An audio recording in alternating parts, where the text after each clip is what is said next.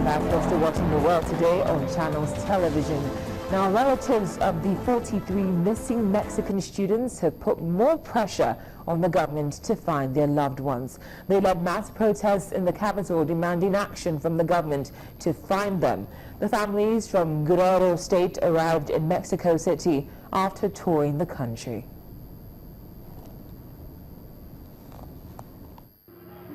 Thousands of Mexicans filled Mexico City's main Zocalo Square to protest President Enrique Pena Nieto's handling of the apparent massacre of 43 trainee school teachers.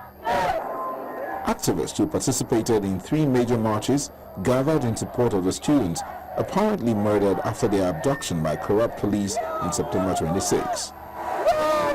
Mexico has been convulsed by protests since the 43 students were taken from the southwestern city of Iguala by police working with a local drug gang and then very likely burnt. The 3 marches took place on the 114th anniversary of the day the Mexican Revolution to overthrow dictator Porfirio Diaz began in 1910. The protesters included relatives of the students. Many carried banners with slogans attacking the government, such as, "The state did it." Once again, we ask for justice, because they give us no other choice. And if they don't give us justice, the people will find another way to have justice.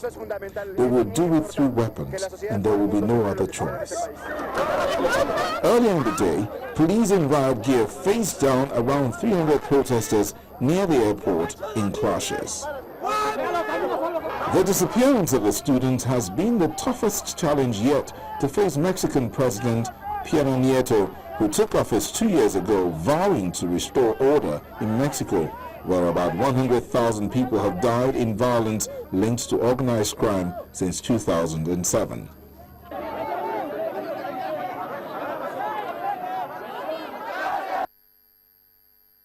Well, unfortunately, another life has been lost to the Ebola virus disease in Mali. A doctor has lost his life after treating a patient who contributed to a second wave of the deadly virus in the country. The doctor, whose name has not been released, worked at the Bamako clinic where an Islamic preacher from Guinea was admitted last month. The preacher was initially diagnosed with a kidney problem and has since died, along with another health worker. Guinea, Sierra Leone and Liberia have been the worst hit by the Ebola outbreak so far. Ebola is spread only through direct contact with the bodily fluids of an infected person showing symptoms such as fever or vomiting. Therefore, people caring for the sick or handling the bodies of people infected with the Ebola virus disease are specifically vulnerable.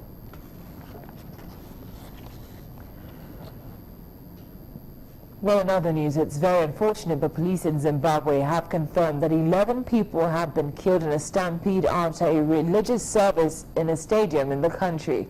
4 people died in the stadium in the central town of Kwekwe, while 7 others were found dead on arrival to hospital.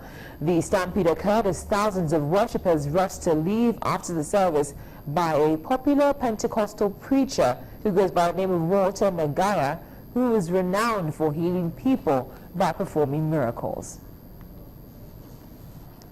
Now here's another story which is very similar to the one I just told you, in that it involves the death of a person on religious ground, and now in this case at least 1 person has died in the Kenyan city of Mombasa after police clashed with protesters who tried to enter a closed-off mosque. It follows the deaths of at least 4 people in related violence earlier in the week. Police clashed with youths who tried to enter the Swafa mosque, which had been closed since yesterday. Swafa and 3 other mosques have been shut down due to what police say are links to radical extremism. A police raid on Swafa Mosque on Wednesday this week resulted in a grenade, petrol bombs and other weapons being found. A citywide crackdown on groups allegedly linked to the Somali militant group Al-Shabaab began earlier this week. Hundreds of people have been arrested so far, and some youths have launched revenge attacks against the police. At least 6 people were killed and around 10 others were injured in Western Central African Republic during clashes pitting Christian militia fighters against United Nations peacekeepers. Shooting erupted in Cantonnier, a town on the border with Cameroon around 600 kilometers west of the capital, Bangui. And that was on Wednesday afternoon when soldiers from the United Nations mission, also known as MINUSCA, attempted to disarm so-called anti-Balaka fighters. The CAR descended into chaos when the mainly Muslim Seleka rebels seized power in the majority Christian state back in March 2013, ousting President Francois Bozize. A backlash from the mostly Christian or animist anti-Balaka militia led to clashes that have killed thousands, displaced around 1 million people, and brought de facto partition of the country. Violence has continued despite deployment of the UN mission, which could not confirm the death toll from Wednesday's clash.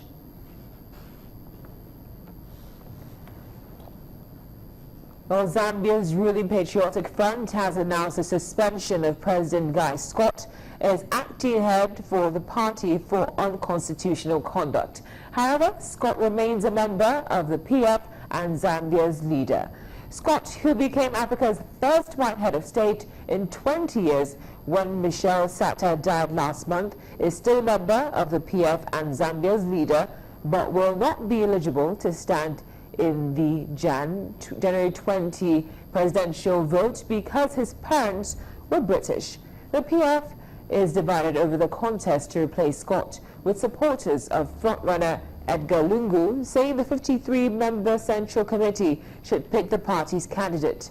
Other aspirants and Scott want a vote by a general conference made up of thousands of delegates. Scott had been due to meet the Central Committee this week to decide on the selection process before this development. We'll take another break now on The World Today. When we come back, we are certainly in the festive mood. Please stay with us. Before we give you news on Christmas, let's take a look at someone who is more or less a daredevil. A Scottish stunt rider who goes by the name of Danny McSkill performed a spectacular loop-the-loop on the Thames on Wednesday, November the 20th. He performed the stunt on a bicycle, a floating barge on a 5-meter loop on the River Thames in London. The 28-year-old from the Isle of Skye is well known worldwide for his death-defying challenges, and his stunts have been watched more than 60 million times online.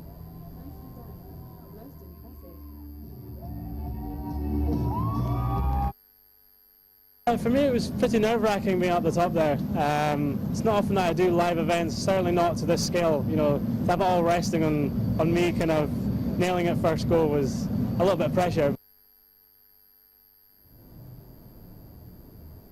Nerve-wracking, I'd rather say that's an understatement based on what we just saw. Well, finally on the program, Christmas is here again, at least the Christmas season is here again, and Paris Champs-Élysées came into life yesterday after thousands of people gathered along the iconic avenue to watch French actor Omar Sy turn on thousands of Christmas lights. Take a look. Thousands of people, Parisians and tourists alike, gathered to watch the ceremony where Sy, star of the hit film The Intouchables, teamed up with Paris Mayor Anne Hidalgo to light up the city.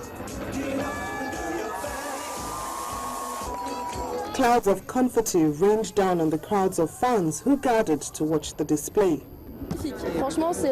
Honestly, this is the first time that we've seen it, and it was fantastic. The fact that they pressed the button together was magical.